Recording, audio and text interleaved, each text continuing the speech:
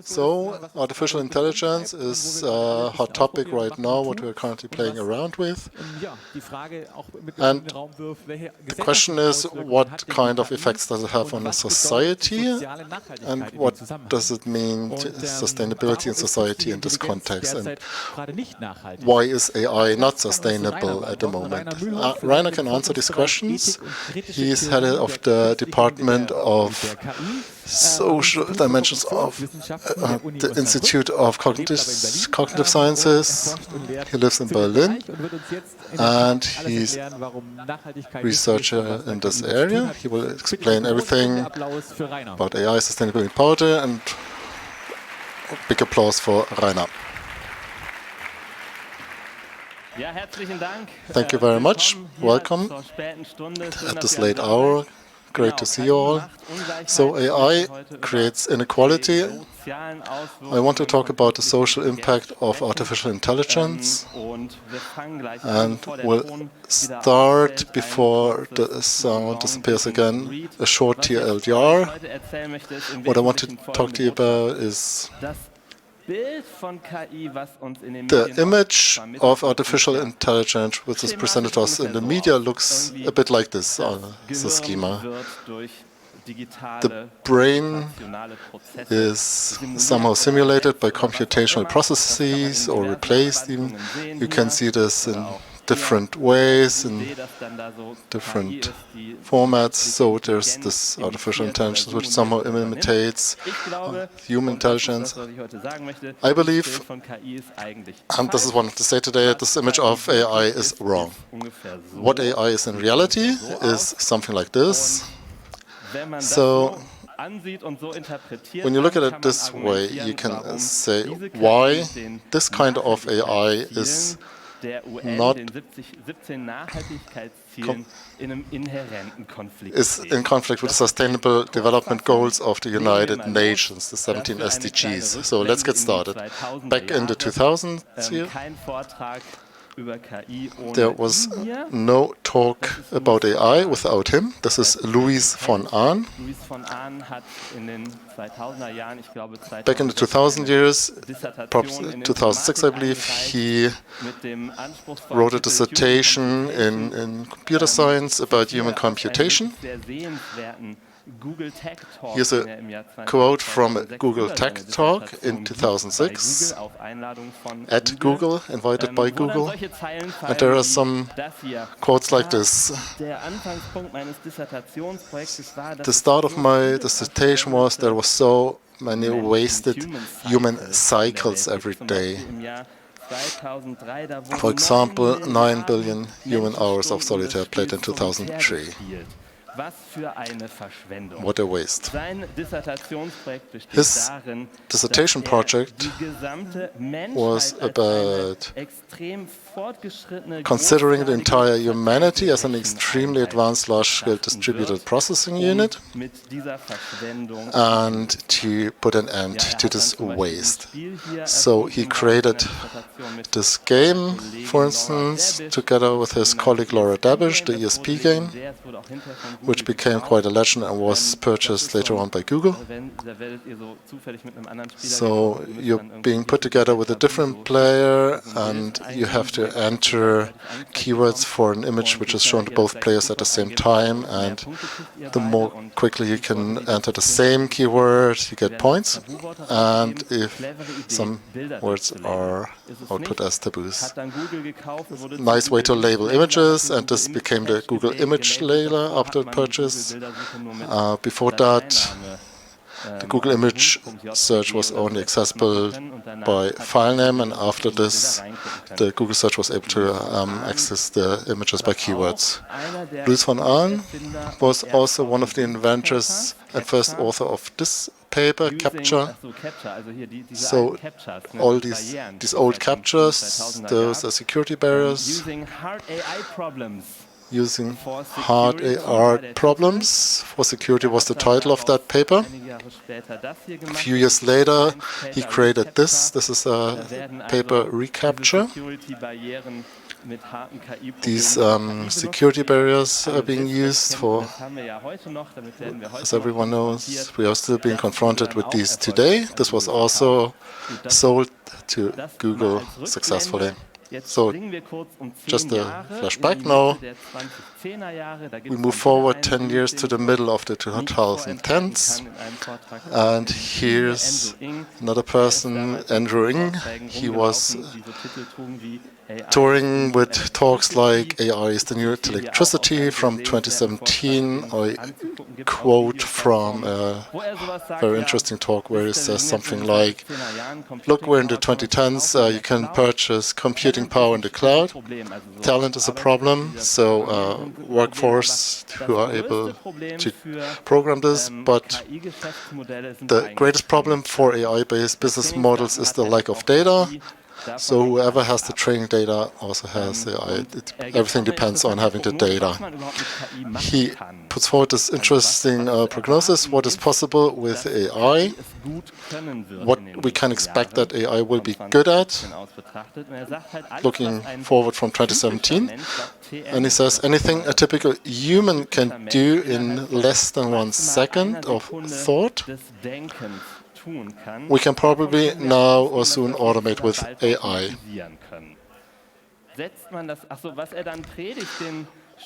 What he's preaching to the students in Stanford, where this talk was presented, it basically means establishing a gigantic feedback loop, and it starts with a good product. This good product has to attract users. Those users produce data, and with the more data you can create a better product which attracts even more users. Those users, of course, produce more data again. The sound is gone, and he is continuing to talk now. So there's a large feedback loop which is being created this way if you do artificial intelligence according to Andrew Ng. So if we look at that decade, so we're in the 2010s, then we can also see that this is the decade of the great data collection projects. Facebook's has been around since 2006. So in the noughties, this is where the large data collection game started. ESP game was in 2003. Web 2.0 around 2004. Amazon Mechanical Turk Analytics around 2005. Facebook in 2006. And if you look at this in this historically aggregated manner, then there's a global media infrastructure which was established for data collection. Basically, the establishment of connected media infrastructures for the production of AI training data. And with a latency of around 10 years, around 2016, the hype around deep learning took off. What I'm aiming at is that this was not a coincidence, but that you need to look at the history of artificial intelligence in a form of media infrastructure history. So what is being hyped today as AI? This is data-based AI, machine learning, and other methods which are using our data. The creation of this technology needs to be explained as a story of media. That's the proposition which I want to establish here. And what results from that is that this AI that we're talking about right now, that's being hyped right now, and what we mean when we use the term AI, well, except for the futuristic stuff that's not really there yet.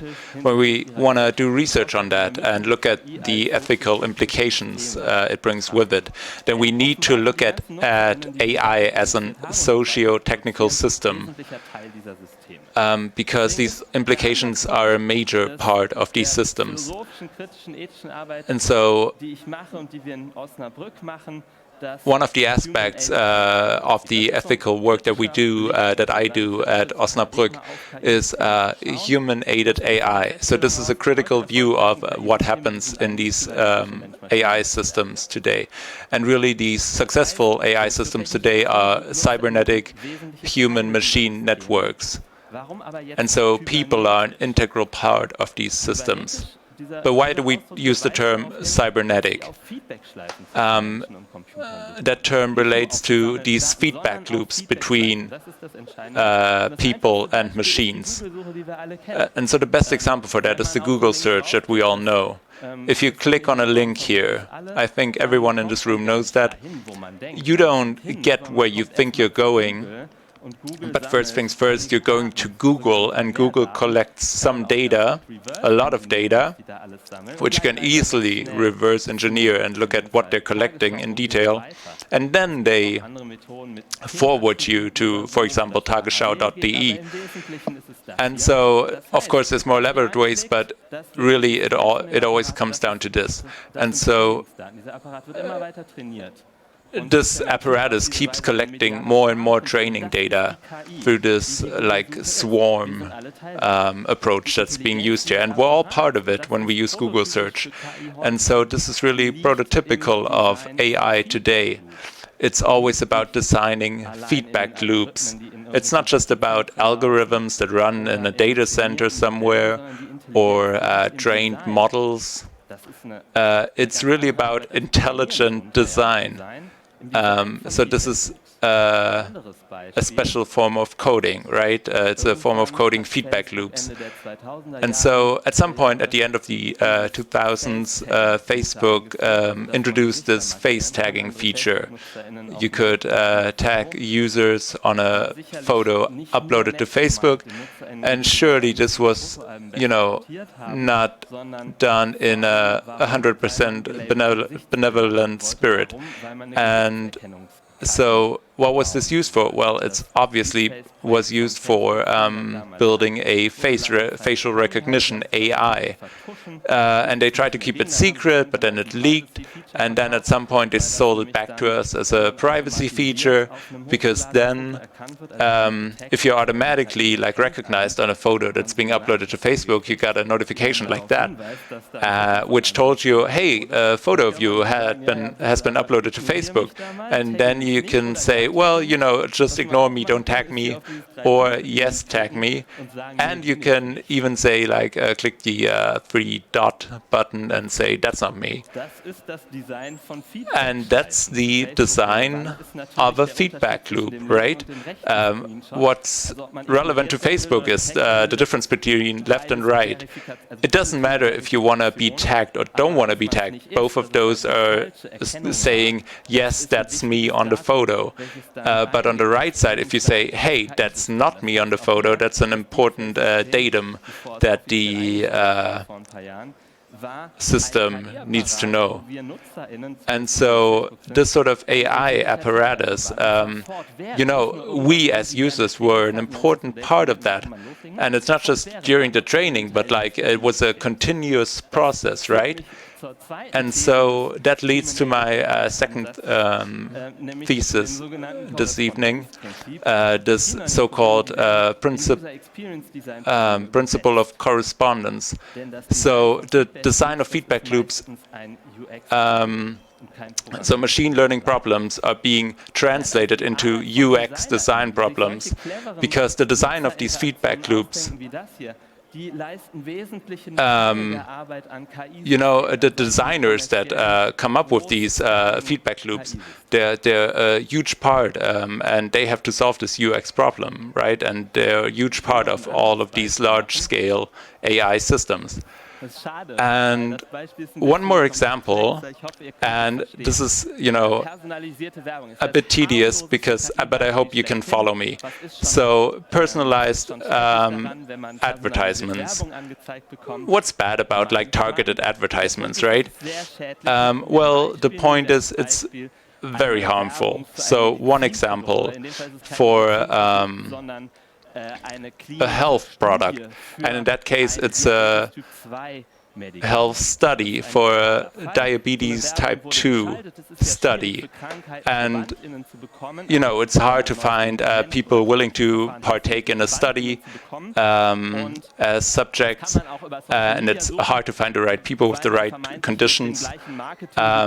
But you can do that using social media, because you can like spend the same budget, but really find the specific people that you're looking for. At least that's like what Facebook tells you.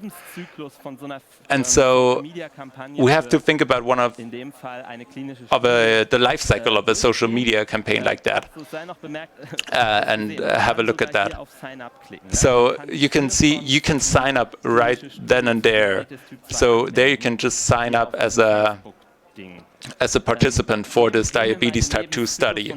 And so let's look at the life cycle of a study like that. You want to post your ad, right? And you have criteria for what sort of people you want to show your ad to. And so maybe like, first world kind of people, age between X and Y, something like that. And that input, you give that to the social media platform. And the targeting algorithm that they use selects the users accordingly. And then some of those users see the ad. So that's the promise that they give you. But of course, that's not the whole story, right? So for online advertisements, it's inherent that you have to count the clicks, right?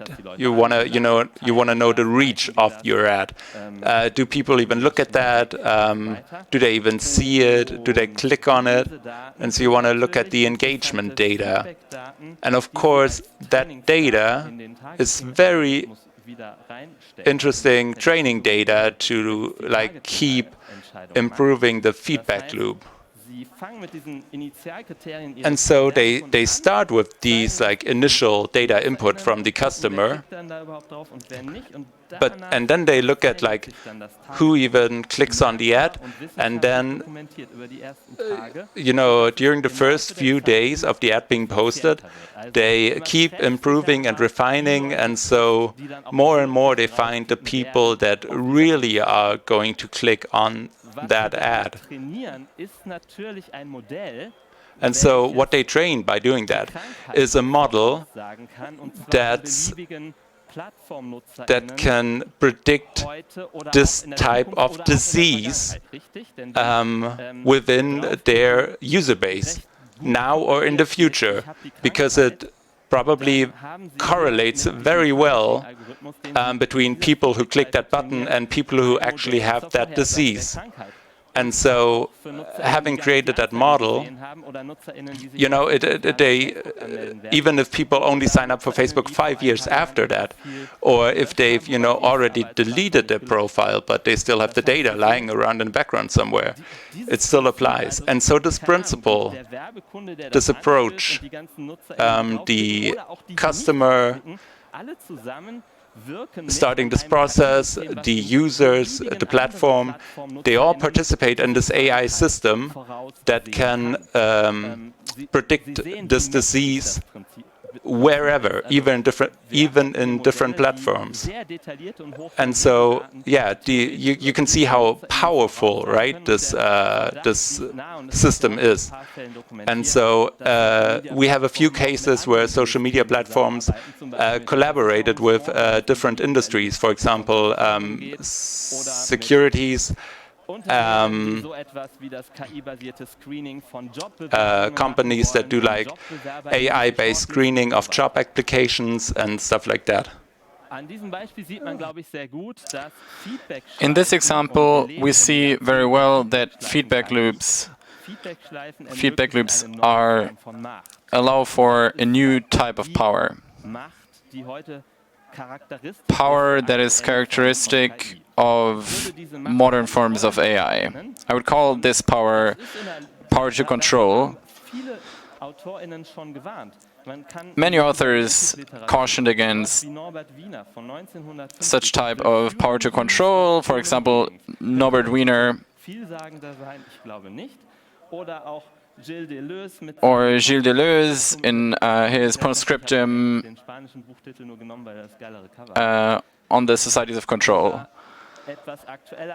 or more recent Catherine Hale with her critique of cybernetics. I'm going to give you one quote from Norbert Wiener, who after the 50s and until the 80s has talked about feedback loops leading to new forms of power and control. Here, the keyword is machine à gouverner. This machine à gouverner is not frightening because of any danger that its real danger is that such machine, though helpless by themselves, may be used by human beings or block of human beings to increase their control over the rest of the human race, or that political leaders may attempt to control their populations. So this is a very good prediction of what we are seeing. And it speaks to doomsday critiques of AI.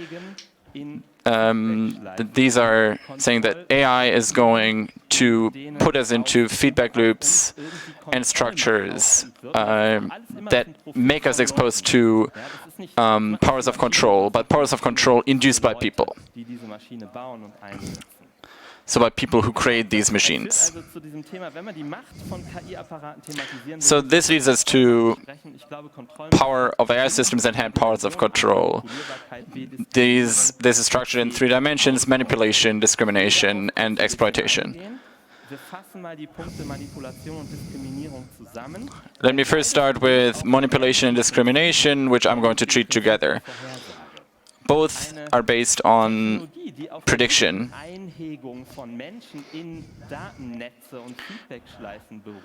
The close capturing of human behavior is capable to compare people to each other, to classify people, and to predict what they might do in the future.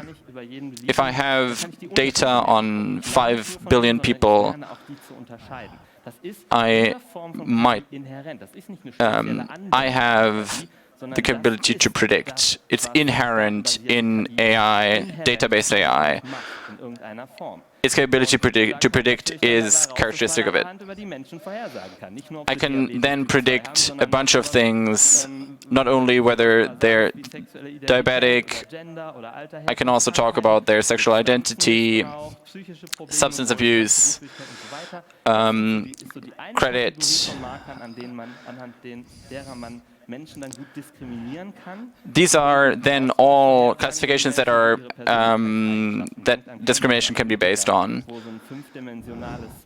Other things are psychometric approaches of psychometric measurements based on such data, or just pure sentiment.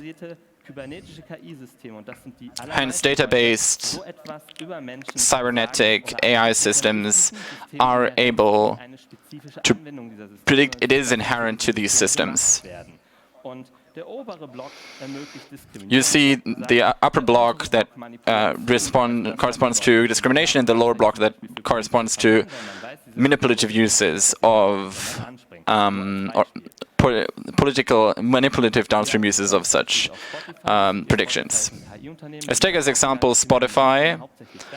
What you're hearing right now is used to predict what you're doing, whether you're cooking, relaxing, or working out. Other things that can be predicted is how the user feels. Are they happy right now? Are they lonely? So one thing that's possible is to exploit current sentiment and current user affective state. Hence, the predictive measurement of users is inherent in cybernetic AI systems.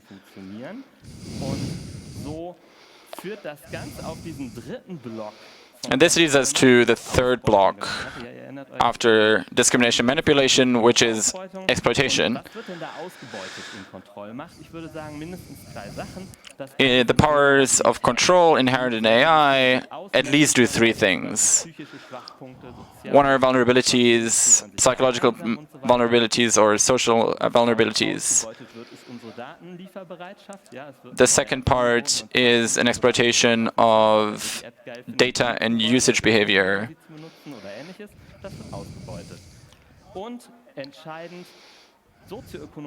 And third, an exploitation of socioeconomic gradients. So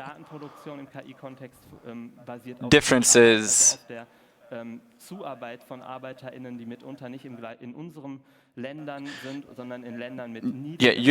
usage of differences in wages and difference in how much it costs to pay people to contribute to data production.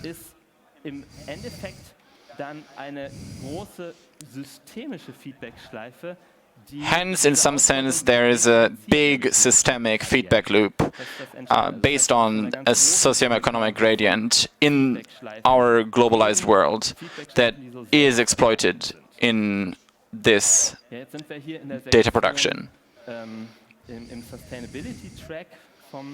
So we are in the sustainability track of the Congress, so we should talk a bit about sustainability.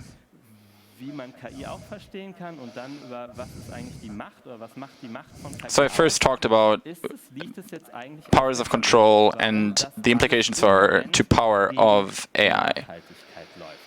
So how does this lead to sustainability?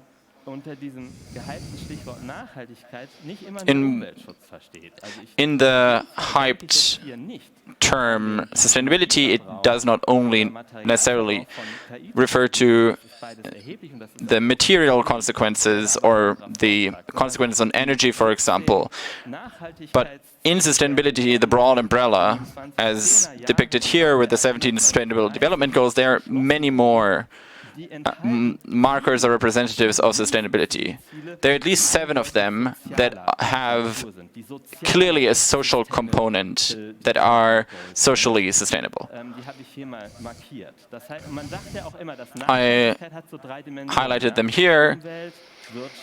Typically one says that sustainability is environmental, social and governance. Let's start with goal number 1, no poverty. In the literature, it has been thoroughly discussed that AI will lead to redistribution from poor to rich, also from the global south to the global north. That it will lead to more poverty among the vulnerable,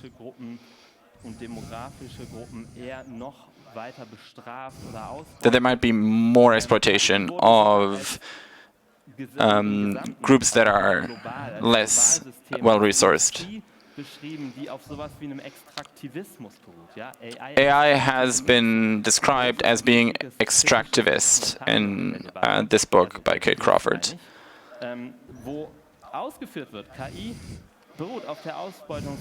It is said that AI is based on exploitation of resources of people and of data. I'm mostly based on the exploitation of people and data, but there is also a component, a material effect, a direct material effect in the relation to the resources that are needed to train. Other contributions to this discussion are connecting our discussion of AI to colonial debates in earlier times.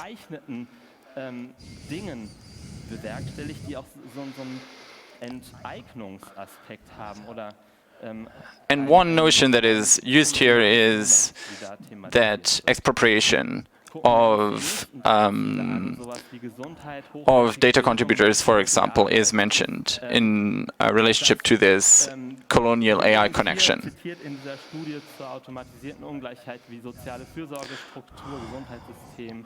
One study considers the effect of automation on equality as well. And here it is said that vulnerable groups are becoming more vulnerable, as this book by Benji Eubanks discusses. Cathy O'Neill in Weapons of Math Destruction also relates this to access, broadly to education, but also to jobs and labor. Finally, one book is Uberland, that talks, for example, about their workers in Amazon fulfillment center. Here it is. Here one image that is powerful is that people are the robot arms of an all-powerful machine. And that here feedback loops encompass people. The next two are gender equality and reduction of inequality. This relates to Catherine Ignatius and Lauren F. Klein's Data Feminism and Safia Noble's Algorithms of Oppression. Both highlight inequalities that are inherent in technologies, in algorithmic technologies. Noble's book highlights impacts on race of this discussion. Neocolonial and racist aspects of this technology are highlighted in the last two books that I'm putting on this slide.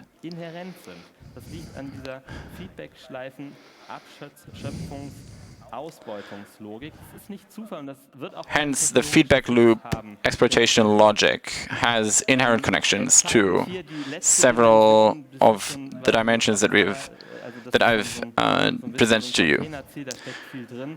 The last goal that I'm presenting to you today is peace, justice, and strong institutions. One relevant book here is Christopher Wiley's Mindfuck.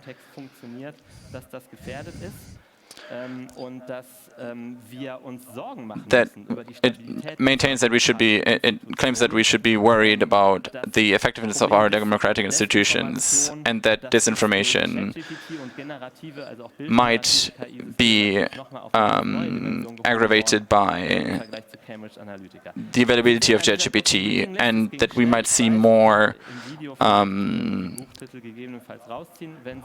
challenging situations like Cambridge Analytica coming up. One thing we see is that all these 7 SDGs are more challenged by the existence of AI than that their achievement is made easier. One other thing we can do is to to briefly look at the indicators that the UN puts out for the Sustainable Development Goals. I copy a table from the report from 2023. Right, you see color-coded the progress on each of the SDGs.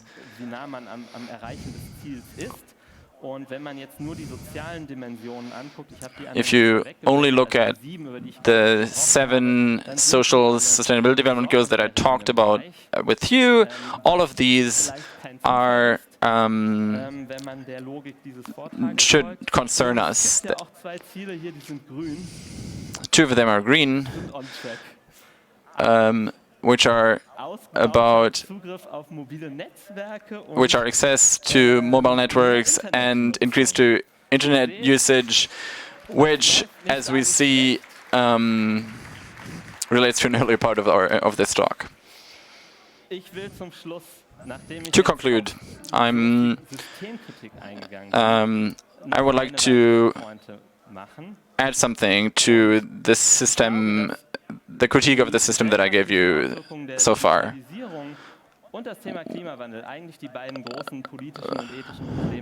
AI and climate change are two of the big challenges that our societies are facing. And when I'm saying that that we should not reduce AI to its use of resources and to reduce it to effectively climate change, but maintain a social component to it, should be is important because we are all contributing data to systems.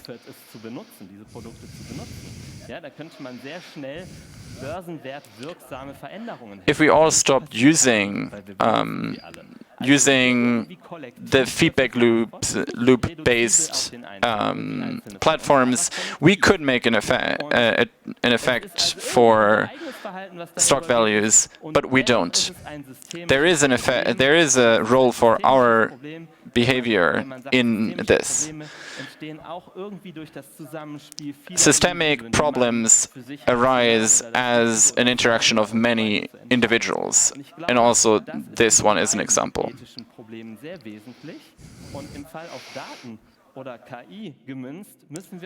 In AI or data that we're producing every day, all of these data are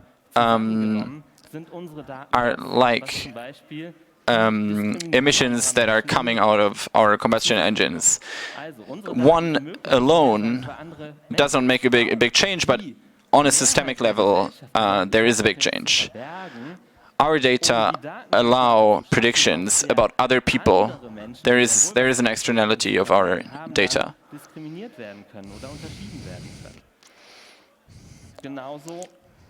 Similarly, for training AI models, we need anonymous data. We don't need data on one particular person. This means that neither the GDPR nor the upcoming AI Act will help meaningfully.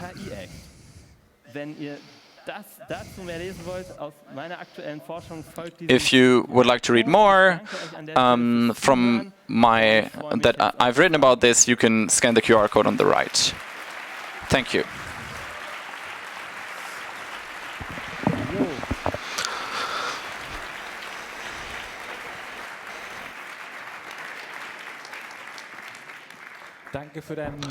Okay, thank you very much for the great talk. We don't have a lot of time for questions. I don't see anyone at the microphones. Do you have any questions from the internet? Yes, we do. There are two questions. First one, I don't understand how advertising analytics discriminates other than that rich people get bad offers, and I don't understand what the talk is aiming for. Is there some kind of implicit call to action? So, advertising analytics is discriminating because the platforms that build the targeting algorithms are using these algorithms to create predictions if certain users, even those that don't see any ads, have a specific disease, or if they're interested in things like extracurricular lessons, and all of this information can be used, for instance, by the insurance industry to sell services, to create scorings, to discriminate people. So the decisive thing is that a trained AI model can be sold, and a trained AI model is not personalized data and therefore not subject to data protection laws. And the secondary use of trained AI models is, in my opinion, the greatest model when it comes to regulation of AI. There's a paper under the QR code. Unfortunately, our time is up. Thank you very much, Rainer, and another round of applause.